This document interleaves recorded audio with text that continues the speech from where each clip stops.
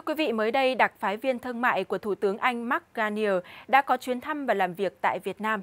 Nhân dịp này, phóng viên của Đài truyền hình kỹ thuật số VTC đã có buổi gặp gỡ và trò chuyện cùng ngài đặc phái viên để thảo luận và có cái nhìn rõ ràng hơn về các vấn đề hợp tác thương mại giữa hai nước, cũng như các hoạt động nhân dịp kỷ niệm 50 năm ngoại giao Vương quốc Anh và Việt Nam. So welcome back, Your Excellency Mark Garnier. Now as the UK Prime Minister Trade Envoy to Vietnam, I know that your time to visit Vietnam is a very special occasion. It's the 15th anniversary of the UK-Vietnam diplomatic relations. So it's the main reason why you come here. Well, I've got to say, it is an extraordinary honour for me to be the UK Prime Minister's trade envoy to Vietnam on this really special occasion. The 50th anniversary of diplomatic relations is a moment in history between our two countries. It is important, and I think these benchmark times are good opportunities for us to be able to really highlight those priorities. We know that the UK and Vietnam trade relations, it going from train to train.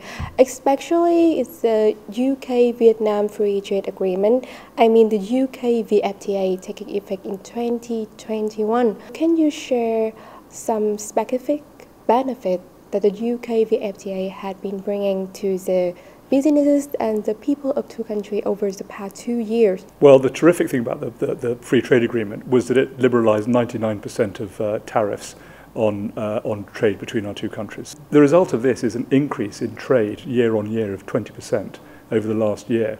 So clearly trade is benefiting as a result of this arrangement.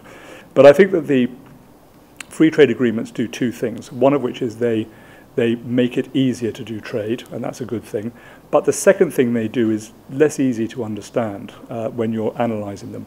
But it's a signal to businesses that they can now do more trade with that country that they perhaps were worried about. You do a free trade deal, it advertises the fact that there is a trade link. At the end of the day, it's not governments doing business with governments, it's businesses in countries doing trade with other businesses. I know that the UK is the process of accessing CPTPP, of which Vietnam is the member of it. So what's the benefit that the UK will bring to the trade bloc and how it will affect Vietnam? I would hope, you asked me a very important question, which is how can we help CPTPP? I think where we can add value is that we have an enormous amount of experience in global trading, going back hundreds and hundreds of years, and we've seen a lot of patterns. That's not to say there isn't a lot of experience here in ASEAN and in Asia, but I think that we have a lot of experience of what makes trade work, what makes investment work, and we can perhaps bring that expertise to CPTPP in order to enrich the body of knowledge that lies within it. Currently, there are many Vietnamese living in the UK, and in my opinion, they make a significant contribution to the authorities as well as the host country overall.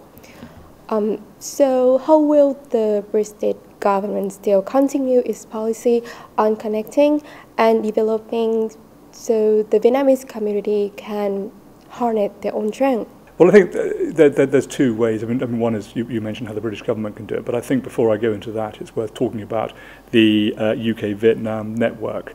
So there are networks which are set up by people who are enthusiastic to build that relationship.